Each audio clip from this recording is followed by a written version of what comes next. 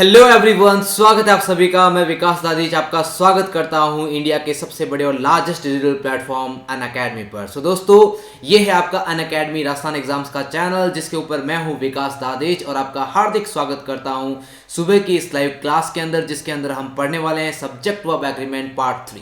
दोस्तों, हमने जो है दोनों पार्ट्स जो है हम पढ़ चुके हैं ऑलरेडी। और आपका ये जो ऑनगोइंग जो कोर्स है, ये कोर्स है आपका पटवार का, जो कि एक क्रैश कोर्स है 20 डेज के लिए। बट मैं आप लोगों को बता देता हूँ, आप लोगों को पता भी होगा कि पटवार का एग्जाम जो है, इसकी डेट जो है वो एक्सटेंड हो चुकी है। अभी तक डेट डिक्लेयर नहीं हुई है, बट आपका एग्जाम जो है वो पोस्टपोन हो चुका है। तो दोस्तों, यहाँ पर आपको जो है डीमोरलाइज नहीं होना है, आपको जो है नेगेटिव नहीं होना है दोस्तों, क्योंकि जिनकी प्रिपरेशन पहले से जो है बहुत अच्छी है, अब वो लोग जो है मेरिट की प्रिपरेशन कीजिए, और जिनकी प्रिपरेशन अच्छी नहीं है उनको टाइम मिल गया तैयारी करने का। तो दोस्तों, ये जो आपका क्रैश कोर्स है, ये आपका रुकेगा नहीं, ये इसी तरीके से कंटिन्यू चलता रहेगा। तो इसी क्रैश कोर्स को जो है आप लोगों का बहुत सारा प्यार चाहिए दोस्तों। अच्छे से पढ़िए, शानदार पढ़िए, और ऐसा पढ़िए कि एग्जाम में उससे रिलेटेड कोई भी क्वेश्चन आए आप जो है डेफिनेटली वहां कर पाओ। तो दोस्तों, आपका जो टॉपिक चल रहा था, वो टॉपिक चल रहा था सब्जेक्ट वर्ब एग्रीमेंट। तो इससे पहले हम बात कर लेते हैं यहाँ पर दोस्तों। मेरा नाम जो है वो विकास दादीज है, and I am a mentor and coach for RPSC and RSMSSB exams. I am an MA in B.Ed in English Literature, MA in Psychology, C.TET and REET. I have cleared REET examination recently, and last year I cleared NET examination. So दोस्तों, my teaching subjects are English, Rajasthan Art and Culture, and Child Development and Pedagogy. I have mentored 5,000 plus aspirants till now, and I am having 6 years of experience teaching these subjects. चलिए दोस्तों, बात कर लेते हैं कि यदि आप लोगों ने अभी तक अनअकैडमी की लर्निंग एप्लीकेशन को डाउनलोड नहीं किया है, तो सबसे पहले कीजिए इस एप्लीकेशन को डाउनलोड, क्योंकि इस एप्लीकेशन में आप अपने जो पसंदीदा एजुकेटर्स हैं उनको फॉलो कर सकते हैं और उनकी स्पेशल क्लासेस को फ्री ऑफ कॉस्ट देख सकते हैं। उसके अलावा दोस्तों, अनअकैडमी पर यदि आप कोई सब्सक्रिप्शन लेते हैं, तो सब्सक्रिप्शन के बेनिफिट्स और उसके फायदे आपको डेफिनेटली बहुत ज़्यादा मिलते हैं दोस्तों, जो कि एग्जाम क्रैक करने के लिए आपके लिए बहुत ज़्यादा फायदेमंद रहता है। यहाँ पर आपको मिलती है दोस्तों unlimited live classes, test series, quizzes and doubt clearing sessions. तो दोस्तों, मैं आपको बताना चाहता हूँ कि प्लस कोर्स को लेने के जो बेनिफिट्स है वो क्या क्या है। देखिए दोस्तों, जैसा मान लीजिए आप आरपीएससी का प्लस कोर्स का सब्सक्रिप्शन लेते हैं 12 मंथ्स का, तो 12 महीने तक जितने भी एजुकेटर्स हैं जो आरपीएससी में पढ़ाते हैं सारे सब्जेक्ट्स, यहाँ पर दोस्तों एक सब्जेक्ट का एक एजुकेटर नहीं है, एक से अधिक एजुकेटर्स है। अराउंड आपको 5 से 10 एजुकेटर्स मिल जाएंगे एक सब्जेक्ट के लिए। तो आप उन सभी को फॉलो कर सकते हैं, और सभी का जो पेड कोर्स है, प्लस कोर्स है, वो आप देख सकते हैं इसी सब्सक्रिप्शन के अंदर दोस्तों। तो जो आपको बेस्ट टीचर लगे उसको आप देखिए, और यहाँ पर पर्टिकुलर बैचेस भी चलते हैं दोस्तों। आप देखिए, अलग अलग जो एजुकेटर्स हैं उनका प्लस कोर्स तो आप देख ही सकते हैं। इसके अलावा आपका पूरा बैच चलेगा। बैच का मतलब ये था, जैसे मान लीजिए आप रीट के एग्जाम की तैयारी कर रहे हैं, तो इस महीने जो है 4-5 दिन बाद में मान लीजिए आपका रीट का बैच स्टार्ट हो गया, तो रीट के अंदर जितने भी आपके सब्जेक्ट्स होते हैं, उन्हीं सभी सब्जेक्ट्स की जो है आपको पूरा शेड्यूल मिलेगा। कौन सा टीचर कब लाइव पढ़ाएगा, कौन सा टीचर कब लाइव नहीं पढ़ाएगा। और सबसे बड़ा बेनिफिट दोस्तों कि यहाँ पर एक सब्जेक्ट का जो टाइम होता है वो लास्ट एंड तक आपको वही टाइम मिलेगा। जैसे मान लीजिए अगर मैं प्लस कोर्स में आपको 5 बजे शाम को पढ़ाता हूँ, तो आपका पूरा कोर्स जब तक एंड होगा तब तक मैं आपको 5 बजे ही पढ़ाऊंगा। तीसरी सबसे अच्छी बात यह है कि दोस्तों, एवरी 4th क्लास, यानी 3 क्लास के बाद में जो चौथी क्लास होगी वो आपकी डाउट क्लियरिंग सेशन होगी दोस्तों। तो आपको किसी भी प्रकार का कोई भी डाउट हो आप पूछ सकते हैं। और सबसे बड़ी बात दोस्तों, एजुकेटर्स आपके ऊपर पर्सनली अटेंशन देते हैं। यानी अगर आप प्लस सब्सक्रिप्शन लेते हैं तो आपको सारे जो एजुकेटर्स है वो आपको पर्सनली ट्यूशन पढ़ाएंगे। ऐसा आपको माहौल पूरा का पूरा क्रिएट होगा। और दोस्तों, जैसे कि आपको पता है, डिजिटलाइजेशन जो है एजुकेशन का हो चुका है इंडिया के अंदर। तो दोस्तों, ये जो लर्निंग एप्लीकेशन है इतनी यूजर फ्रेंडली है दोस्तों, आपको वाकई में बहुत ज़्यादा मजा आने वाला है। चाहे मार्केट में कितने भी ऑनलाइन एप्लीकेशन हो, उनसे आप पढ़ते हैं, एक बार आप इससे पढ़कर देखिए। आप फ्री स्पेशल क्लास लीजिए, पेड मत लीजिए, फ्री स्पेशल क्लास लीजिए, इससे पढ़िए, आपको बहुत ज़्यादा बेनिफिट मिलेगा। यहाँ पर इस एप्लीकेशन में आपको इतने सारे फीचर्स मिलेंगे कि आप पीडीएफ डाउनलोड कर सकते हैं विदाउट एनोटेशन, विद एनोटेशन। आप टेस्ट दे सकते हैं, अनलिमिटेड टेस्ट दे सकते हैं आप दोस्तों। और टीचर जब आपको एमसीक्यूज करवाते हैं लाइव, तो उसके अंदर आप ऑप्शन पर टच कर सकते हैं, यानी आपको पूरा एकदम लाइव फील होगा एग्जाम की तरह। तो कुल मिलाकर ये जो एप्लीकेशन है आपके लिए एक राइट पेमेंट जो है बिल्डअप करती है, जो कि आपके लिए बहुत शानदार होता है if you walk upon that payment. तो दोस्तों, कुल मिलाकर आपको एक राइट गाइडेंस मिल जाती है एग्जाम की प्रिपरेशन के लिए। तो दोस्तों, और अधिक जानकारी के लिए, प्लस कोर्स के बारे में कुछ भी आपको जानना है, तो आप मुझे कांटेक्ट कर सकते हैं इस नंबर पर। मैं आपको डेफिनेटली प्लस कोर्स के बारे में पूरी डिटेल दे दूंगा। और उसके अलावा मैं आपके सामने अब यहाँ पर शेयर करना चाहता हूँ दोस्तों कि जनवरी के अंदर, यानी इस महीने में मेरा प्लस कोर्स आ रहा है, जो कि होगा आपका चाइल्ड डेवलपमेंट एंड पेडागोजी से रिलेटेड। और एक कोर्स होगा मेरा इंग्लिश का जो कि रीट एग्जाम के लिए होगा दोस्तों। तो दोनों को दोनों कोर्सेज जो है इसी महीने में लॉन्च होने वाले हैं, जल्दी मैं आपको अपडेट दे दूंगा दोस्तों। तो सब्सक्रिप्शन लेने के लिए आपको यहाँ पर कॉर्नर में आरपीएससी चूज करना है। अगर आप आरपीएससी का सब्सक्रिप्शन लेते हैं, इसके अलावा किसी का भी सब्सक्रिप्शन ले लीजिए, एमपीएससी का ले लीजिए, यूपीएससी का ले लीजिए, किसी का भी सब्सक्रिप्शन ले लीजिए, यहाँ से आपको चूज करना है। गेट सब्सक्रिप्शन पर आपको क्लिक करना है। उसके बाद में आपको यहाँ पर मंथली जो है प्लान्स मिल जाएंगे। आप चाहे तो 1 मंथ का ले सकते हैं, 3 मंथ्स, 6 मंथ्स, 12 मंथ्स और 24 मंथ्स। तो दोस्तों यदि आप एसीएफ और आरएस या एडमिनिस्ट्रेटिव सर्विसेज की प्रिपरेशन कर रहे हैं तो मैं आपको सजेस्ट करूंगा कि आपको एटलीस्ट 12 मंथ्स का जो है सब्सक्रिप्शन लेना चाहिए दोस्तों। ज़्यादा महंगा नहीं है, बहुत सस्ता है। 7000 अराउंड जो है ये 12 मंथ का आपका सब्सक्रिप्शन पड़ेगा। 24 मंथs का ले तो और भी आपका सस्ता पड़ जाएगा, 8400 का पड़ेगा दोस्तों। आपको मेरा कोड VIK10 यूज करना है। फिर से सुन लीजिए ध्यान से, मेरा कोड जो है VIK10 इसको यूज करना है। इसको जहां पर आपको माना जाएगा, जहां पर आपसे मांगा जाएगा you will be asked to apply a referral code, तो वहां पर आपको मेरा कोड अप्लाई करना है VIK10 to get 10% discount instantly, और आपको 10% जो है डिस्काउंट डेफिनेटली वहां पर मिल जाएगा। चलिए दोस्तों, ये तो बात हो गई आपके ऑनलाइन सब्सक्रिप्शन की। अब बात कर लेते हैं सब्जेक्ट वर्ब एग्रीमेंट के अंदर जो पार्ट 3 हम पढ़ रहे थे, उसमें आज हमें क्या पढ़ना है। तो दोस्तों पार्ट 1 और पार्ट 2 में ऑलमोस्ट हम जो है 20 रूल्स जो है वो हम कंप्लीट कर चुके हैं। उसके बाद में पार्ट 3 के अंदर हमने जो है कुछ रूल्स कंप्लीट किए थे, लेकिन इस पार्ट 3 को अपन जो है आज वापस से कंटिन्यू करेंगे। तो आज आपके सामने जो रूल है दोस्तों वो है आपका रूल नंबर 21। थोड़ा सा स्पीड से पढ़ेंगे दोस्तों, ताकि आपके जल्दी से जल्दी कम से कम वीडियो में आपका कोर्स कवर हो सके। तो दोस्तों पार्ट जो है आपका 3rd है, रूल नंबर है 21। रूल नंबर 21 आपको कह रहा है कि इनडेफिनिट प्रोनाउन वन को कैसे यूज करते हैं। इससे पहले हम इनडेफिनिट प्रोनाउन के बारे में बात कर चुके हैं। अब हम यहाँ पर बात करेंगे कि आपको इनडेफिनिट प्रोनाउन वन का यूज कैसे करना है। दोस्तों किसी भी सेंटेंस के सब्जेक्ट के प्लेस पर यदि वन लिखा हुआ आ जाए तो इसके लिए जो भी आप प्रोनाउन यूज करेंगे, चाहे वो आपका जो है प्रोनाउन आपका ऑब्जेक्टिव केस में हो, कौन से केस में हो, ऑब्जेक्टिव केस में हो, या फिर वो प्रोनाउन आपका पॉजेसिव केस में हो, या फिर वो आपका प्रोनाउन जो है रिफ्लेक्सिव प्रोनाउन हो, क्या हो, रिफ्लेक्सिव प्रोनाउन हो, तो दोस्तों आपको हमेशा ध्यान रखना है कि आपको कोई और प्रोनाउन नहीं यूज करना है, इसी का ही यूज करना है। तो वन का ऑब्जेक्टिव केस क्या होगा, वन होगा, पॉजेसिव केस क्या होगा, वंस होगा, और रिफ्लेक्सिव प्रोनाउन क्या होगा, वन सेल्फ होगा।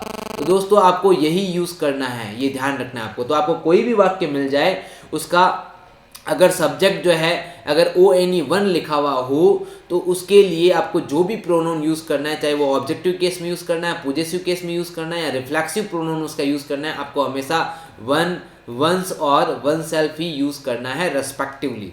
क्लियर हो गई बात यहाँ पर। चलिए तो अभी यहाँ पर इससे रिलेटेड एक एग्जाम्पल हम जो है यहाँ पर कर लेते हैं। मैं यहाँ पर इंक को एक बार इरेज कर देता हूँ, फिर से पेन मैंने यहाँ पर सिलेक्ट कर लिया, ध्यान से सुनिएगा। जैसे मैंने यहाँ पर लिखा one should respect his or her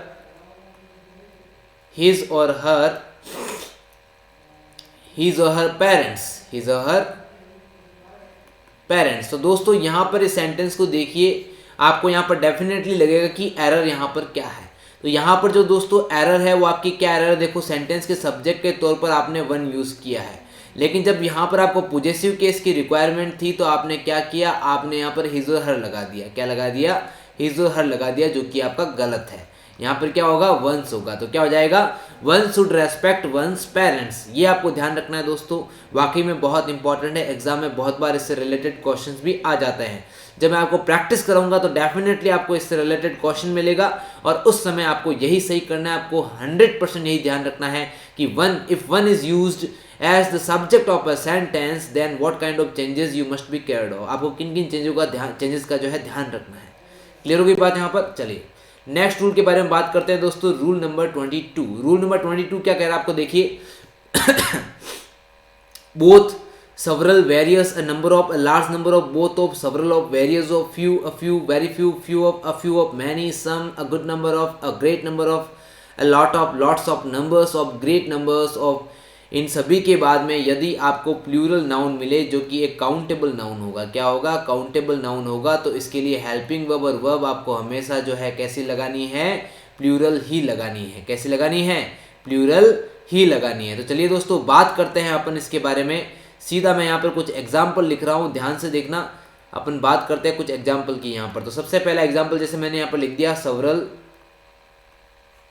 several students was और were there। ठीक है, ध्यान से देखिएगा, खूब सारे एग्जाम्पल मैं यहाँ पर लिखने वाला हूँ। a few boys are going to see the PM, the prime minister, right. तो यहां पर दो वाक्य हो चुके हैं, तीसरा और अपन देख लेते हैं यहां पर। जैसे मैंने लिखा कि some men have watered these plants। Okay, next sentence देखिए, जैसे हमने यहां पर लिखा कि lots of cars has or have been sold today। और कुछ एग्जाम्पल यहां पर देख लेते हैं।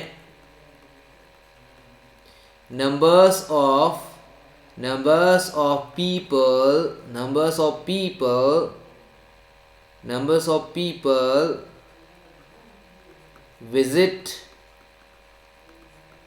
visits this temple every day। Okay, so दोस्तों चलिए, अकॉर्डिंग टू द रूल के अकॉर्डिंग हमने यहाँ पर बात करी थी कि अगर आपको ये वाले प्रोनाउन जो है कहीं पर मिल जाए, एक्चुअल में देखिए ये आपके प्रोनाउन भी है, एडजेक्टिव भी है। प्रोनाउन की बात करें तो दोस्तों ये सारे के सारे जो प्रोनाउन है वो आपके क्या कहलाएंगे, इंडेफिनिट प्रोनाउन। एडजेक्टिव्स की बात करेंगे तो ये भी आपके जो है इंडेफिनिट एडजेक्टिव्स कहलाएंगे। तो दोस्तों wherever you find these pronouns as a subject of a sentence, तो आपको ध्यान रखना है कि इनके बाद में आपको प्लूरल नाउन या प्रोनाउन का यूज करना है। सॉरी, प्रोनाउन तो आएगा नहीं, प्लूरल नाउन का यूज करना है, और इसके लिए जो वर्ब और हेल्पिंग वर्ब लगाएंगे वो भी आपकी प्लूरल ही लगेगी। क्लियर होगी बात यहाँ पर। तो देखिए, जैसे यहाँ पर एक और एग्जाम्पल देख लेते हैं अपन, मैनी का देख लेते हैं। जैसे मैंने लिखा है यहाँ पर मैनी एस्पिरेंट्स या aspirants have not written the exam yet। चलिए दोस्तों, अकॉर्डिंग टू दिस रूल की बात कर लेते हैं। मैं आपको समझा देता हूँ कि यहाँ पर आपको क्या क्या मिला है। देखिए, जैसे several लिखा आपने, तो several के बाद में स्टूडेंट क्या है आपका, प्लूरल नाउन है। अब few के बाद में बॉयज क्या है, प्लूरल नाउन है। some के बाद में men क्या है, प्लूरल नाउन है। lots of के बाद में कार्स क्या है, प्लूरल नाउन है। नंबर ऑफ के बाद में पीपल क्या है, प्लूरल नाउन है। मेनी के बाद में एस्पायरेंट्स क्या है, प्लूरल नाउन है। क्लियर। तो इन प्लूरल नाउन के बाद में आपको हमेशा प्लूरल वर्ब या हेल्पिंग वर्ब का यूज करना है। तो वॉज आएगा नहीं, क्या आएगा, वर आएगा। आर सही है, यहाँ पर हैव सही है, हैज नहीं आएगा, हैव आएगा। विजिट आएगा, विजिट्स नहीं आएगा, और यहाँ पर हैव सही है। तो यहाँ पर आप देख सकते हैं, several students were there, a few boys are going to see the PM, some men have watered these plants, lots of cars have been sold today, numbers of people visit this temple every day, many aspirants have not written the exam yet। तो आप लोग समझ गए होंगे अच्छे से। चलिए सीधा चलते हैं नेक्स्ट रूल में। नेक्स्ट रूल क्या कहता है दोस्तों, बहुत ज़्यादा इंपॉर्टेंट रूल है, इसको वेरी वेरी इंपॉर्टेंट आप लगा लेना। इससे रिलेटेड आपको क्वेश्चन भी मिलेंगे, तो देखते हैं कौन जो है कितने क्वेश्चन का सही आंसर दे पाता है। तो दोस्तों ये रूल आपको कहता है कि यदि कहीं पर आपको अ नंबर ऑफ मिल जाए लिखा हुआ, या फिर द नंबर ऑफ लिखा हुआ मिल जाए, ठीक है, तो अ नंबर ऑफ के बाद में क्या आएगा, प्लूरल नाउन आएगा, जो कि काउंटेबल नाउन होगा। क्या होगा, काउंटेबल नाउन होगा। और द नंबर ऑफ के बाद में भी आपके प्लूरल नाउन आएगा, जो भी आपके क्या होगा, काउंटेबल नाउन ही होगा। तो दोस्तों देखो, अ नंबर ऑफ के लिए तो आपको प्लूरल वर्ब या हेल्पिंग वर्ब का यूज करना है, और द नंबर ऑफ के लिए सिंगुलर वर्ब या हेल्पिंग वर्ब का यूज करना है। तो ऐसे कैसे, सेम मैं आपको एक और रूल बता देता हूँ। यहाँ पर अ वेराइटी ऑफ और द वेराइटी ऑफ का सेम यही रूल लागू होगा दोस्तों। अ वेराइटी ऑफ और द वेराइटी ऑफ के अंदर याद कैसे करना है दोस्तों, बहुत ईजी है इसको याद करना। अ मतलब क्या होता है, एक, लेकिन इसके लिए हेल्पिंग वर्ब और वर्ब कैसे लगाओगे, प्लूरल लगाओगे। तो आपको अ से ध्यान रखना है, अ नंबर ऑफ और अ वेराइटी ऑफ के अंदर हमेशा प्लूरल वर्ब या हेल्पिंग वर्ब ही लगानी है। और जबकि द वेराइटी ऑफ और द नंबर ऑफ में क्या लगाना है, सिंगुलर वर्ब का यूज करना है। क्लियर होगी बात यहाँ पर। चलिए, तो अब अपन जो है इससे रिलेटेड कुछ रूल जो है यहाँ पर देख लेते हैं। सॉरी, रूल क्या, एग्जाम्पल देख लेते हैं। मैं यहाँ पर लिखता हूँ एग्जाम्पल, ध्यान से देखिएगा। पहले इसको मैं इरेज कर देता हूँ यहाँ पर।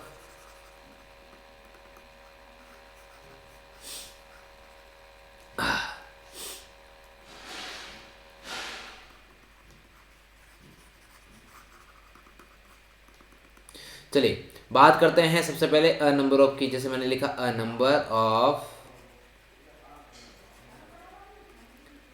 Number of boys was or were there to see the PM। Clear. Next sentence देखिए, the number of boys were there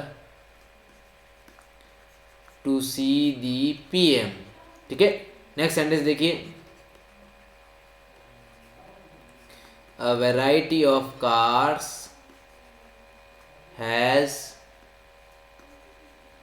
have been sold today। Next sentence देखिए, the variety of cars have been sold today।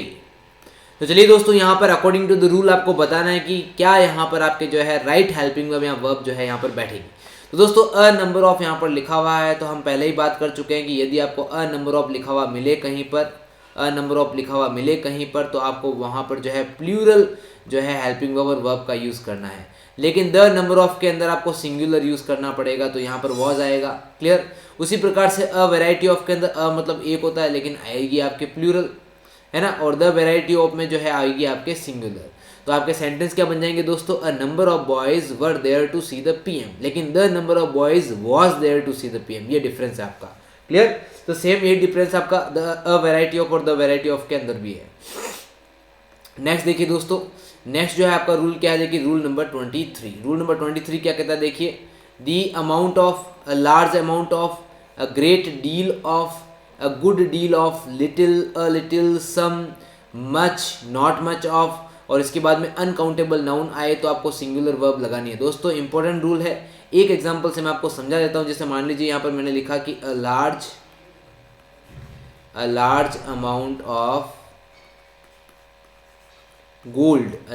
amount of gold was imported from America। ठीक है। तो यहाँ पर was आएगा, क्या आएगा, वॉज आएगा। फिर से देख लीजिए ध्यान से, लार्ज अमाउंट ऑफ, तो इनमें से अपन ने एक ले लिया, इसके बाद में अनकाउंटेबल नाउन आना चाहिए।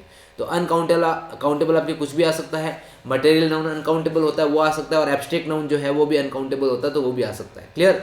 जैसे यहाँ पर देखिए लिटिल करेज इज रिक्वायर्ड, यानी थोड़ा सा जो है करेज की रिक्वायरमेंट होती है, little courage is required. Clear. चलिए नेक्स्ट रूल में चलते हैं। रूल नंबर 24 क्या कहता है, देखिए दोस्तों रूल नंबर 24 कहता है कि यदि आपके सेंटेंस में सब्जेक्ट की जगह पर जो है नो लिखा हुआ हो, फिर सिंगुलर अनकाउंटेबल नाउन हो या सिंगुलर काउंटेबल नाउन हो, तो वर्ब आपके सिंगुलर आएगी। लेकिन नो के बाद में यदि प्लूरल काउंटेबल नाउन आया तो फिर वर्ब आपकी प्लूरल आएगी। तो दोस्तों देखिए नो लिख दिया मैंने यहाँ पर, सिंगुलर अनकाउंटेबल नाउन तो मैंने लिख दिया गोल्ड, नो गोल्ड वॉज या वर देयर, क्या आएगा फटाफट से बताओ देखकर, वर देयर। और सिंगुलर काउंटेबल नाउन भी आ सकता है, जैसे मैंने लिखा नो बॉय वॉज या वर देयर। देखो समझना है, आसानी से समझ सकते हो। यहाँ पर देखिए नो बॉयज वॉज और वर देयर, तो ये एक सिंपल सा फंडा है, बहुत आसानी से समझ सकते हो। यहाँ पर तीनों सेंटेंस एक जैसे दोस्तों। सिंगुलर अनकाउंटेबल नाउन, अभी यहाँ पर गोल्ड क्या है, अनकाउंटेबल है, तो नो के बाद में सिंगुलर अनकाउंटेबल नाउन हो तो आपकी हेल्पिंग ओवर वर्ब कैसे आएगी दोस्तों, आपकी सिंगुलर आएगी, यानी वॉज आएगी, वर नहीं आएगी। क्लियर। यदि आपके इसके बाद में काउंटेबल नाउन भी हो लेकिन वो कैसा हो, सिंगुलर हो, कैसा हो, सिंगुलर, तो भी आपके जो है वर्ब की सिंगुलर वर्ब भी आएगी, प्लूरल नहीं आएगी। लेकिन जैसे ही नो के बाद में प्लूरल काउंटेबल नाउन आ जाता है, जैसे बॉयज क्या है आपका प्लूरल है कि नहीं है और काउंटेबल भी है, तो इस कंडीशन में वर्ब कैसे लगेगी, प्लूरल लगेगी। वर्ब और हेल्पिंग वर्ब जो होती है वो प्लूरल लगती है, ये आपको ध्यान रखना है। क्लियर होगी बात यहाँ पर। चलिए नेक्स्ट क्वेश्चन देखिए दोस्तों, ये रहा आपका नेक्स्ट क्वेश्चन, नेक्स्ट रूल क्या है, next rule number 25। Rule number 25 क्या कहता है दोस्तों, देखिए रूल नंबर 25 आपको कह रहा है कि 1/3 ऑफ, 2/3 ऑफ, 3/4 ऑफ और the rest of, a quarter of या quarters of, part of, 10% of, इसके बाद में सिंगुलर अनकाउंटेबल नाउन हो तो वर्ब आपको सिंगुलर लगानी है। क्या हो, सिंगुलर अनकाउंटेबल नाउन, ध्यान रखना। जैसे देखिए मैंने यहाँ पर लिखा कि one third of wall has और have not been painted yet. ठीक है, सेकेंड नंबर देखिए दोस्तों, जैसे मैंने यहाँ पर लिखा two thirds of leather was और वर रोटन। क्लियर। एक और देख लीजिए दोस्तों, 10% या 20% जितना भी हो, 10% ऑफ आयरन हैज या हैव बीन एक्सपोर्टेड। क्लियर। चलिए देखिए यहाँ पर, तो यहाँ पर दोस्तों सबसे पहले मैं आपको एक बात बता देता हूँ, उसको ध्यान से देखिएगा दोस्तों, कि यदि देखिए इसे 1/2 है ये, इसको बोलेंगे वन, क्या बोलेंगे, इसको बोलेंगे हाफ, क्या बोलेंगे, इसको बोलेंगे हाफ। लेकिन जैसे ही मैंने यहाँ पर लिखा 1/3, तो इसको आप बोलेंगे 1/3, क्या बोलेंगे, इसको आप बोलेंगे 1/3। क्लियर, ये आपको ध्यान रखना है। और जैसे ही देखिए दोस्तों, यहाँ पर आपको वन जो है, वन कहाँ लिखा हुआ दिखाई दे रहा है, आपको ऊपर लिखा हुआ दिखाई दे रहा है। वन कहाँ पर लिखाई दे रहा है, ऊपर लिखा हुआ दिखाई दे रहा है 1/3। क्लियर। लेकिन जैसे ही ऊपर एक से अधिक नंबर आ गए तो नीचे वाला प्लूरल हो जाएगा, ध्यान रखना। यानी अभी इसको आप 1/3 बोल रहे हो, लेकिन अगर इसको बोलना होगा आपको तो आप बोलेंगे 2/3, है ना। जैसे यहाँ पर देखो थर्ड्स लिखा हुआ है, यहाँ पर फोर्थ लिखा हुआ है, लेकिन अगर यहाँ पर 1 लिखा हुआ होता तो फिर 3rd ही होता है। ये थोड़ा सा आपको ध्यान रखना है। क्लियर। बाकी द रेस्ट ऑफ, इसमें भी आप लिख सकते हैं, जैसे मैंने लिखा देखो, the rest of courage will be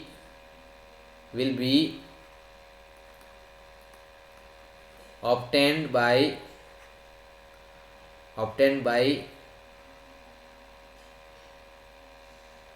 by positivity.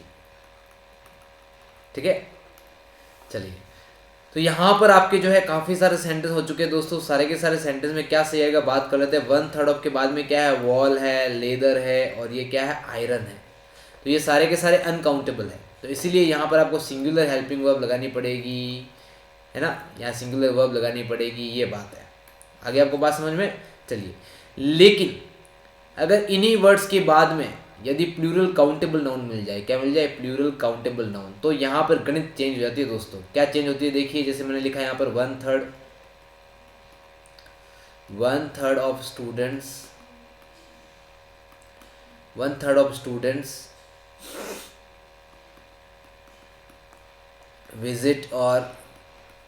visit this zoo every week। Second sentence देखिए, जैसे मैंने यहाँ पर लिखा the rest of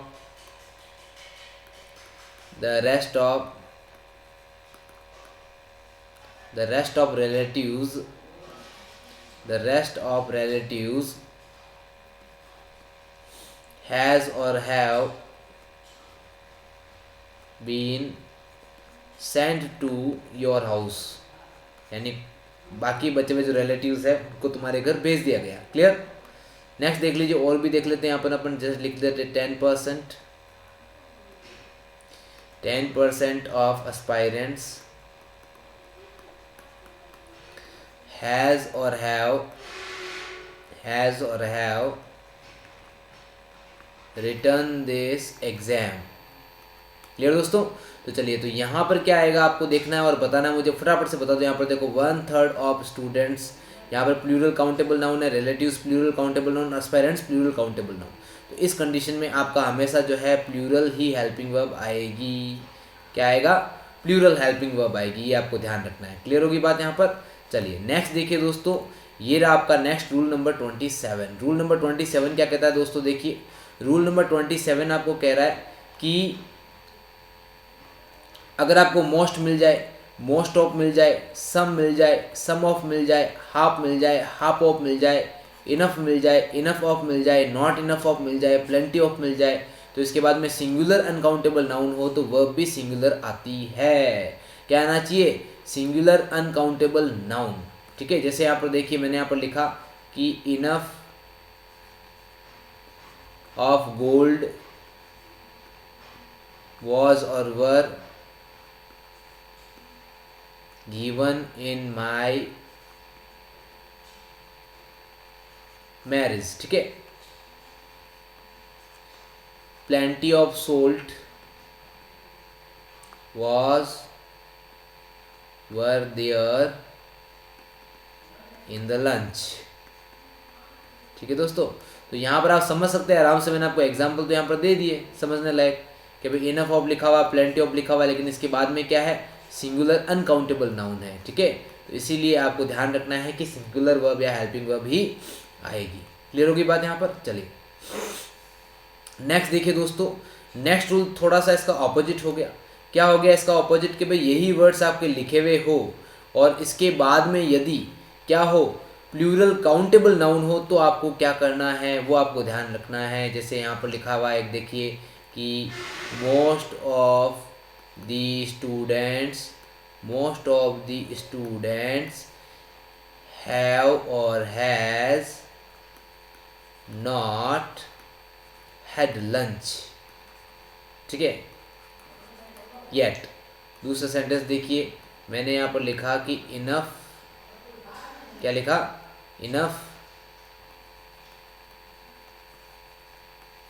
enough of cars countable होती है, enough of cars have been sold. Third sentence देखिए, प्लेंटी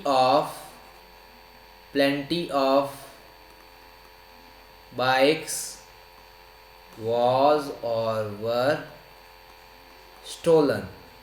यहाँ पर आप देख सकते हैं सेंटेंस सारे के सारे देख लिया आपने, सारे के सारे सेंटेंस। यहाँ पर मोस्ट ऑफ, इनफ ऑफ और प्लेंटी ऑफ के बाद में जो बाइक्स, कार्स और द स्टूडेंट्स लिखा हुआ, ये क्या है, प्लूरल काउंटेबल। तो इस कंडीशन में वर्ब और हेल्पिंग वर्ब कैसे लगेगी दोस्तों, प्लूरल ही लगेगी।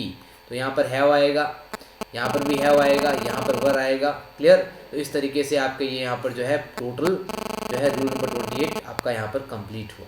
क्लियर होगी बात दोस्तों। चलिए रूल नंबर 29 देखते हैं दोस्तों। 29 क्या कहता है, रूल नंबर 29 कहता है कि द परसेंटेज ऑफ लिखा हुआ हो, इसके बाद में चाहे आपका सिंगुलर अनकाउंटेबल नाउन हो या प्लूरल काउंटेबल नाउन हो, आपको वर्ब हमेशा सिंगुलर लगानी है।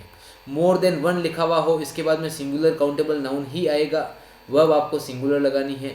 मोर देन 2 और 3 लिखा हुआ हो तो प्लूरल काउंटेबल नाउन आएगा, इसके बाद में वर्ब और हेल्पिंग वर्ब कैसे आएगी, प्लूरल ही आएगी। तो इसको एग्जाम्पल से समझते हैं दोस्तों, देखना है यहाँ पर ध्यान से। The percentage of singular uncountable noun, ठीक है, सिंगुलर अनकाउंटेबल नाउन, ठीक है, ये ध्यान रखना। The percentage of wall is, the percentage of wall तो नहीं लिख सकते बट कुछ और लिखते हैं, चलो। The percentage of gold in this ring is more than that of mine। ठीक है, यानी इस रिंग के अंदर जो गोल्ड है वो मेरी रिंग से ज़्यादा है। तो यहाँ पर आप समझ गए होंगे भली बाती। अब प्लूरल काउंटेबल नाउन हो तो क्या करना है, जैसे लिखा हुआ है यहाँ पर the percentage of students is और are not greater than that of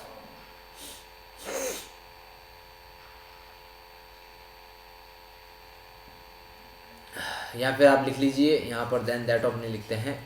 the percentage of students is are not greater than that of earlier, than that of earlier ये लिख सकते हैं, हाँ, दैट ऑफ अर्लियर। चलिए एक और सेंटेंस देखते हैं, मोर देन वन वाला। मोर देन वन क्या चाहिए इसके बाद में, सिंगुलर काउंटेबल नाउन चाहिए, ठीक है। More than one girl, more than one girl was or were there in the function, in the function। Clear. Next देखिए फोर्थ नंबर क्या लिखा हुआ है कि मोर देन 2 और 3 लिखा हुआ हो तब क्या करना है, ठीक है। मोर देन 2 गर्ल्स वॉज और वर देयर। अब आप जो है अच्छे से समझ सकते हैं, एग्जाम्पल मैंने आपको सारे लिखा दिए यहाँ पर, तो फटाफट से आप इसको देखो और मुझे बताओ कि कौन सा कहाँ पर क्या आएगा, ठीक है। तो चलिए देखिए फटाफट, चलिए बात करते हैं यहाँ पर। द परसेंटेज लिखा हुआ है यहाँ पर, द परसेंटेज के बाद में गोल्ड क्या है, अनकाउंटेबल, तो ये रहा सिंगुलर अनकाउंटेबल नाउन। फिर द परसेंटेज के बाद में क्या स्टूडेंट्स है, तो ये हो गया प्लूरल काउंटेबल नाउन। बट दोनों ही कंडीशन में वर्ब जो है आपके सिंगुलर ही लगेगी, यानी यहाँ पर इज सही है और यहाँ पर भी आपका इज ही सही होगा। सेकंड देखिए मोर देन वन लिखा हुआ हो, यहाँ पर क्या लिखा हुआ है, मोर देन वन। इसके बाद में आपके क्या आएगा, सिंगुलर काउंटेबल नाउन, तो गर्ल क्या है, सिंगुलर भी है और काउंटेबल नाउन भी है, लेकिन कंडीशन, इस कंडीशन में वर्ब जो होगी वो क्या आएगी, सिंगुलर आएगी, तो ये हेल्पिंग वर्ब भी अपन सिंगुलर लिखेंगे। और मोर देन 2 गर्ल्स, यानी मोर देन 2 हो, 3 हो, 4 हो, कुछ भी हो, इसके बाद में प्लूरल काउंटेबल नाउन आएगा, लेकिन वर्ब आपके हमेशा क्या आएगी, प्लूरल आएगी दोस्तों। तो यहाँ पर ये आपके जो है रॉन्ग हो गए, है ना, और ये आपके सही होंगे। क्लियर होगी बात दोस्तों। चलिए बात करते हैं रूल नंबर 30 की। रूल नंबर 30 क्या है दोस्तों, देखिए मोर के बाद में यदि प्लूरल काउंटेबल नाउन हो, फिर देन वन लिखा हुआ हो, तो फिर वर्ब जो है वो प्लूरल आएगी। कैसे देखिए, जैसे मैंने लिखा कि मोर स्टूडेंट्स, ठीक है, मोर के बाद में प्लूरल काउंटेबल नाउन, फिर than one is are there to watch the game. तो अभी यहाँ पर देखिए दोस्तों, मोर आ गया, ये मोर आ गया, प्लूरल काउंटेबल नाउन स्टूडेंट्स आ गया, और देन वन, ये देन वन आप देख सकते हैं लिखा हुआ है यहाँ पर। तो इसके बाद में वर्ब जो आएगी दोस्तों वो प्लूरल ही आएगी। कैसे आएगी, प्लूरल आएगी दोस्तों। तो यहाँ पर आज आपने कितने रूल सीखे, 10 रूल दोस्तों है आपने यहाँ पर सीख लिए। आई होप ये 10 रूल्स आपको बहुत अच्छे लगे होंगे, बहुत अच्छे से समझ में आएंगे ये 10 रूल्स, ठीक है दोस्तों। चलिए, तो यहाँ पर ऑलमोस्ट जो है 10 रूल हम यहाँ पर कंप्लीट कर चुके हैं। 5 रूल और दोस्तों कंप्लीट कर लेते हैं अपन, ताकि आपकी क्लास जो है लगभग अच्छे से एंड हो जाए। देखिए दोस्तों, नेक्स्ट रूल आपका जो है वो क्या कहता है कि यदि एडजेक्टिव के पहले डेफिनेट आर्टिकल द लगा हुआ हो, तो इसके बाद में प्लूरल नाउन लिखा हुआ हो, तो वर्ब जो है आपके प्लूरल ही आएगी, वर्ब या हेल्पिंग वर्ब। लेकिन यदि 1 और 2 लिखा हुआ हो, तो प्लूरल नाउन हो तो प्लूरल वर्ब ही आएगी या हेल्पिंग वर्ब। चलिए दोनों के एग्जाम्पल मैं आपको बता देता हूँ। जैसे मैंने यहाँ पर लिखा the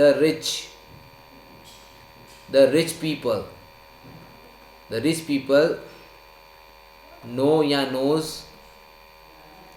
how to spend money. तो यहाँ पर दोस्तों आप देख सकते हैं आराम से, है ना, जो आपको बोला वही किया गया। 1 और 2 men आर देयर। अब इसको ध्यान से देखते हैं एग्जाम्पल को। तो यहाँ पर देखिए दोस्तों, द क्या है, डेफिनेट आर्टिकल, रिच क्या है, एडजेक्टिव, और यहाँ पीपल। अगर मैं आपको बात बता दूँ, अगर पीपल नहीं भी होता ना यहाँ पर, अगर पीपल नहीं भी होता यहाँ पर, तो भी आपके प्लूरल ही वर्ब और हेल्पिंग वर्ब लगती, सिंगुलर नहीं लगती। क्योंकि एडजेक्टिव के पहले यदि डेफिनेट आर्टिकल द का यूज़ हो जाता है, तो पूरी कम्युनिटी को रिप्रेजेंट करता है। किसको रिप्रेजेंट करता है, पूरी कम्युनिटी को। तो इस कंडीशन में ये पूरा का पूरा जो सब्जेक्ट होता है वो प्लूरल हो जाता है, इसीलिए इसके लिए वर्ब और हेल्पिंग वर्ब भी प्लूरल ही लगती है। और 1 और 2 में मैंने आपको रूल तो बता ही दिया था दोस्तों, यदि और नॉर आपको कहीं भी लिखा हुआ मिल जाए, तो इसके बाद में जो नाउन और प्रोनाउन होता है उसी के अकॉर्डिंग आपके वर्ब और हेल्पिंग वर्ब आती है। तो ये 2 men के अकॉर्डिंग यहाँ पर आएगा, तो आर यहाँ पर सही है। क्लियर हो गया रूल नंबर 31। चलिए रूल नंबर 32 की बात करते हैं दोस्तों, कि द मेजोरिटी ऑफ या फिर अ मेजोरिटी ऑफ या अ माइनॉरिटी ऑफ के बाद में प्लूरल काउंटेबल नाउन हो, तो प्लूरल वर्ब का ही यूज़ होगा। जैसे यहाँ पर देखिए एग्जांपल, मैंने यहाँ पर लिखा कि the majority of students has और have played this game today. तो अब बताओ यहाँ पर क्या आएगा, द मेजोरिटी ऑफ तो लिखा हुआ है, और प्लूरल काउंटेबल नाउन क्या है, स्टूडेंट है, प्लूरल काउंटेबल नाउन। तो यहाँ पर आपको प्लूरल वर्ब का यूज़ करना है, तो क्या आएगा, हैव ही आएगा यहाँ पर, ठीक है दोस्तों। चलिए रूल नंबर 33 की बात करते हैं दोस्तों। रूल नंबर 33 के अकॉर्डिंग क्या है भाई, नाउन हो, प्रेपोजिशन हो और नाउन हो, क्या हो, सेम नाउन, तो फिर सिंगुलर वर्ब का यूज़ करते हैं। चलिए इसको मैं आपको बताता हूँ कैसे यूज़ करना है। जैसे यहाँ पर लिखा हुआ कि women after woman after woman has और have recorded her song for the competition तो इसका रूल क्या है दोस्तों, वो आपको थोड़ा सा ध्यान रखना पड़ेगा। इसका रूल जो है वो ये है कि ये क्या है, ये है प्रेपोजिशन। तो प्रेपोजिशन के पहले आपका नाउन हो और प्रेपोजिशन के बाद में आपका नाउन हो, और दोनों नाउन क्या हो, सेम हो। तो पहली कंडीशन तो ये कि ये दोनों नाउन क्या होने चाहिए, सिंगुलर होने चाहिए। यहाँ पर प्लूरल लिखा हुआ होगा तो गलत होगा, यानी यदि यहाँ पर वुमेन लिखा हुआ होता तो गलत होता, विमेन आफ्टर विमेन। क्या लिखा हुआ होता, विमेन आफ्टर विमेन लिखा हुआ होता तो गलत होता। दूसरी बात, इस तरीके का कोई सब्जेक्ट हो आपका तो इसके लिए हमेशा वर्ब और हेल्पिंग वर्ब आप सिंगुलर ही यूज़ करोगे, प्लूरल यूज़ नहीं करोगे। तो जैसे विमेन आफ्टर विमेन हो गया, डोर टू डोर हो गया। तो इस प्रकार के काफ़ी इस तरह के सब्जेक्ट बनते हैं, तो इनका आपको विशेष तौर पर ध्यान रखना है। नेक्स्ट क्वेश्चन देखिए दोस्तों, सॉरी नेक्स्ट रूल देखिए दोस्तों, रूल नंबर 34 क्या कहता है, नाउन हो, प्रेपोजिशन हो और नाउन हो। अच्छा, ये तो अपन बात कर चुके हैं इसके बारे में। रूल नंबर 35 देखिए दोस्तों, रूल नंबर 35 क्या है, रूल नंबर 35 लिख रहा है कि वन ऑफ के बाद में यदि प्लूरल काउंटेबल नाउन हो तो सिंगुलर वर्ब या हेल्पिंग वर्ब का यूज होता है। कैसा होता है देखिए, जैसे मैंने यहाँ पर लिखा कि one of doctors have come to cure my illness. तो अभी यहाँ पर आप देख सकते हैं वन ऑफ के बाद में, ये तो लिखा हुआ वन ऑफ के बाद में यदि प्लूरल काउंटेबल नाउन हो, प्लूरल काउंटेबल नाउन ही होगा, पहली बात तो 100% ही होना चाहिए। तो इसमें आप जो है सिंगुलर वर्ब का यूज़ करेंगे। सिंगुलर इसलिए यूज़ करेंगे दोस्तों क्योंकि जो इतने सारे डॉक्टर है, इन डॉक्टर में से एक डॉक्टर की बात हो रही है ना। तो यहाँ पर जो मुझसे मेरी इलनेस का क्योर करने के लिए आया था वो इतने जनों में से एक जना आया था, इसीलिए इसके लिए जो आप हेल्पिंग वर्ब और वर्ब यूज़ करोगे वो तो आपको सिंगुलर ही यूज़ करनी पड़ेगी। ये वाला काफ़ी अच्छा है दोस्तों। देखिए, देयर का प्रयोग इंट्रोडक्टरी सब्जेक्ट के रूप में और इट का प्रयोग जो है इंट्रोडक्टरी सब्जेक्ट के रूप में कैसे होता है ये आपको यहाँ पर बताया जाएगा। इंट्रोडक्टरी सब्जेक्ट के रूप में दोस्तों कुछ ज़्यादा खास नहीं है। यदि आप देयर का यूज़ जो है इंट्रोडक्टरी सब्जेक्ट के रूप में करते हो तो आपको ध्यान रखना है कि इसके लिए जो भी आप हेल्पिंग वर्ब और वर्ब जो आप लगाओगे वो इसके बाद में यहाँ पर जो नाउन और प्रोनाउन आता है उसी के अकॉर्डिंग आती है। जैसे मैंने यहाँ पर लिखा कि देयर खाली जगह a lot of cars in the garage, तो यहाँ पर क्या हो जाएगा, आर आएगा यहाँ पर। जैसे मैंने यहाँ पर लिखा कि देयर खाली जगह अ नंबर ऑफ बॉयज, ठीक है। तो अभी यहाँ पर क्या आएगा, आर आएगा। अगर लेकिन मैं यहाँ पर ऐसा लिख दूँ कि देयर खाली जगह द नंबर ऑफ बॉयज, तो आपको पता ही है दोस्तों कि द नंबर ऑफ के लिए क्या करते हैं अपन, सिंगुलर यूज़ करते हैं कि नहीं करते। अब यहाँ पर इज आएगा। तो ये आपको ध्यान रखना है, कोई खास रूल नहीं है दोस्तों। देयर और इट का यूज़ करना कैसे करना है, इट के साथ में हमेशा जो है आपके सिंगुलर ही जो है आपके वर्ब और हेल्पिंग वर्ब का यूज़ होता है, ठीक है। बाकी इनको प्रोनाउन की तरह कैसे यूज़ करते हैं मैं आपको बता ही चुका हूँ। इट और दैट का यूज़ कैसे होता है प्रोनाउन की तरह, उसको प्रोनाउन में बताएंगे। अभी तो इंट्रोडक्टरी सब्जेक्ट के रूप में इसको ऐसे यूज़ करना है। इंट्रोडक्टरी का मतलब ये हो गया सेंटेंस के स्टार्टिंग में सब्जेक्ट के तौर पर अगर देयर और इट का यूज़ हो तो देखो देयर में तो क्या होता है, देयर के बाद में जो भी हेल्पिंग वर्ब या वर्ब जो आएगी ना, वो इस हेल्पिंग वर्ब के बाद में नाउन या प्रोनाउन यानी जो सब्जेक्ट है वो क्या है उसके अकॉर्डिंग आएगी। लेकिन इट के लिए हमेशा सिंगुलर आएगी, हमेशा सिंगुलर, चाहे कुछ भी हो, है ना। चलिए नेक्स्ट देखिए, रूल नंबर 37 क्या कहता है। रूल नंबर 37 कह रहा है दोस्तों कि नाउन इन ऑपोजिशन, जैसे एग्जांपल देखिए यहाँ पर लिखा हुआ अमर, अब ये लिखा हुआ ना माई ब्रदर, अमर जो कि मेरा भाई है, या कोमा से है ना, देखो 2 कोमा से बीच में लिखा माई ब्रदर, यही आपका जो है कहलाता है नाउन इन ऑपोजिशन। क्या कहलाता है, नाउन इन ऑपोजिशन। तो इस कंडीशन में इस नाउन इन ऑपोजिशन को तो भूल जाओ, और ये नाउन इन ऑपोजिशन जिसके लिए यूज़ हुई है उसके लिए आपको हेल्पिंग वर्ब या वर्ब लगानी। तो अमर लिखा हुआ है यहाँ पर, तो अमर के अकॉर्डिंग यहाँ पर जो है सिंगुलर ही आपके हेल्पिंग वर्ब आएगी। क्लियर। नेक्स्ट रूल देखिए दोस्तों, नेक्स्ट रूल नंबर 38 क्या कहता है कि यदि आपको इन्फिनिटिव मिल जाए, सिंगल जेरेंड मिल जाए या सिंगल क्लोज मिल जाए, तो दोस्तों अगर ये सब्जेक्ट के तौर पर आपको मिलते हैं तीनों में से कोई भी, तो इसके लिए आपको जो है वर्ब और हेल्पिंग वर्ब जो यूज़ करनी है दोस्तों वो सिंगुलर ही यूज़ करोगे। अब मैं आपको बता दूं जैसे इन्फिनिटिव क्या होता है, टू प्लस वर्ब की फर्स्ट फॉर्म होता है। सिंगल जेरेंड क्या होता है, वर्ब की फर्स्ट फॉर्म प्लस आईएनजी से स्टार्ट हुआ वाला सेंटेंस। और क्लोज क्या होता है, क्लोज आपका एक पूरा सेंटेंस होता है, पूरा एक सेंटेंस जो होता है वो क्लोज कहलाता है। एग्जाम्पल के तौर पर देखते हैं, जैसे फर्स्ट एग्जाम्पल देखिए, यहाँ पर मैंने लिखा कि to avoid him is not a good thing to do. तो यहाँ पर टू अवॉइड हिम ये क्या है, पूरा को पूरा ये आपका टू प्लस वर्ब की फर्स्ट फॉर्म यानी ये इन्फिनेटिव है, ठीक है। तो इस इन्फिनेटिव के लिए आपको जो वर्ब है हेल्पिंग वर्ब लगानी है वो आपको सिंगुलर ही लगानी है। जेरेंड की बात करें, जैसे मैंने यहाँ पर लिखा कलेक्टिंग टिकट्स, अब ये क्या है, कलेक्टिंग टिकट्स। यहाँ पे स्विमिंग, यहाँ पे swimming, collecting tickets is a good work, is a good work. Swimming का लिख लो एक बार, चलो, swimming is a good exercise, swimming is a good exercise.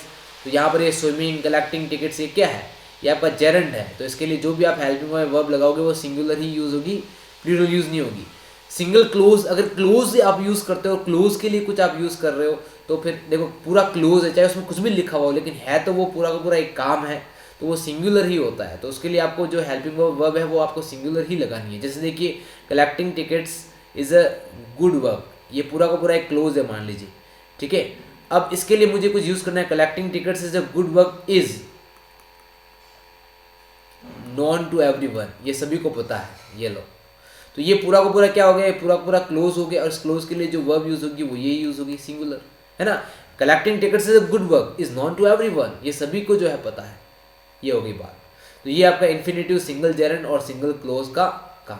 तो इसी के साथ में दोस्तों कितने रूल हो गए आपके रूल हो गए 38। अब है आपका rule number 39।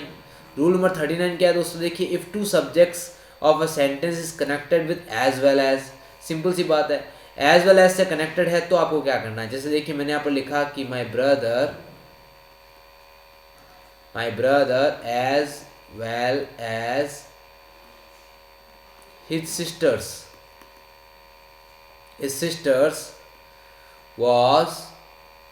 were there in the training,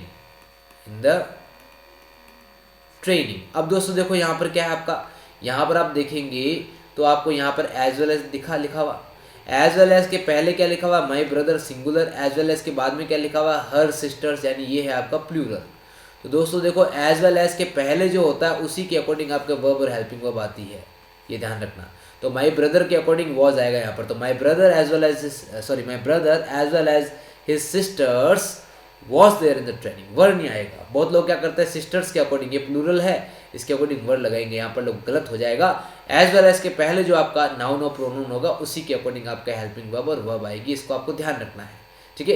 rule number 40 देखिए दोस्तों, अगर आपको विथ लिखा हुआ मिले, टुगेदर विथ लिखा हुआ मिले, अलॉन्ग विथ लिखा हुआ मिले, इन एडिशन टू लिखा हुआ मिले, and, not, like, unlike, including, excluding, but, besides, except, rather than, accompanied by, headed by, guided by, है ना, और इसके बाद में जो भी आपको नाउन या प्रोनाउन मिले तो आपको वर्ब जो है किसके अकॉर्डिंग लगानी है, इन सब्जेक्ट्स के पहले जो नाउन या प्रोनाउन आएगा उन्हीं के अकॉर्डिंग बाद में जो है आपके वर्ब और हेल्पिंग वर्ब आएगी, ये सिंपल सी बात है, ठीक है। जैसे यहाँ पर देखिए मैंने यहाँ पर लिखा कि फर्स्ट सेंटेंस देखिए, my brother along with his students has or have come to see my car। तो अभी यहाँ पर क्या आएगा, देखो along with के पहले जो है my brother इसके अकॉर्डिंग आएगा, और इसके अकॉर्डिंग क्या आएगा, इसके अकॉर्डिंग आपका आएगा यहाँ पर हैज़ आएगा, ठीक है। एक और एग्जांपल देखते हैं दोस्तों, जैसे मैंने लिखा कि this house including 4 rooms and a kitchen is or are on sale। एक और एग्जांपल देख लेते हैं, यहीं पर कुछ और देख लेते हैं अच्छा सा एग्जांपल। जैसे अपन ले लेते हैं एडिशन, इन एडिशन टू लिख ले, बिसाइड्स लिख लेते हैं, चलो बिसाइड्स अच्छा एग्जाम आ जाता बहुत बार, ठीक है। जैसे मैंने लिखा है यहाँ पर Mohan besides his brother and sister have gone to America. ठीक है, चलो अब अपन इसको चेंज करते हैं। यहाँ पर देखिए, अभी जस्ट मैंने आपको बताया था, देखो इंक्लूडिंग लिखा हुआ आ गया, अलोंग विद लिखा हुआ आ गया, इसी तरीके से बिसाइड्स भी लिखा हुआ आ गया। तो इसके पहले जो आता है उसी के अकॉर्डिंग आपको हेल्पिंग वर्ब में वर्ब लगानी है। तो दिस हाउस है, तो दिस हाउस के अकॉर्डिंग क्या आएगा, इज आएगा यहाँ पर, और यहाँ पर मोहन के अकॉर्डिंग क्या आएगा, हैज़ आएगा, हैव नहीं आएगा। क्लियर होगी बात यहाँ पर, तो ये आपको ध्यान रखना है। एक और मैं आपको बात बता दूँ यहाँ पर कि एक तो होता है आपका बी साइड और एक होता है आपका बी साइड्स। दोनों में क्या फ़र्क है दोस्तों? बी साइड का मतलब होता है नेक्स्ट टू, है ना, यानी अगला बी साइड, और बी साइड्स का मतलब होता है इन एडिशन टू, यानी और साथ में कौन एक्स्ट्रा है उसके लिए। ठीक है, तो ये तो हो गया बगल में बैठने के लिए, यानी पास में बैठा हो, बगल में बैठने के लिए, और ये होता है साथ में, यानी साथ में कौन है। तो साथ में जैसे भी यहाँ पर है कि मोहन के साथ में उसके भाई बहन, है ना, ब्रदर्स एंड सिस्टर्स। और ये होता है बगल में, जैसे सी इज सिटिंग बिसाइड मी, यानी वह जो है मेरे पास में बैठी है। ये होता है इसका मतलब। क्लियर होगी बात दोस्तों? तो चलिए, तो इसी के साथ में दोस्तों आज का आपका क्लास जो है वो यहीं पर एंड होता है दोस्तों। और इस क्लास के अंदर जो है आप लोगों ने आज तो है लगभग कितने रूल पढ़ लिए दोस्तों? आप लोगों ने 40 रूल पढ़ लिए। कितने रूल पढ़ लिए आपने? आप लोगों ने 40 रूल जो है वो यहाँ पर कंप्लीट कर दिए। क्लियर दोस्तों? चलिए, तो इन 40 रूल के बाद में सीधा जो आपका बचता है वो बचती है आपकी इससे रिलेटेड एक्सरसाइज। तो नेक्स्ट रूल में दोस्तों मैं आप लोगों के लिए लेकर आने वाला हूँ एमसीक्यूज़, तो तैयार रहिएगा इन्हीं एमसीक्यूज़ को देखने के लिए। उससे पहले I request everyone to subscribe this channel and share this channel, share this video. Please press the bell icon to get the latest videos, latest study related materials. तो दोस्तों इसी के साथ में thank you very much for watching this video, thank you very much for being with this channel. धन्यवाद, जय Hind everyone.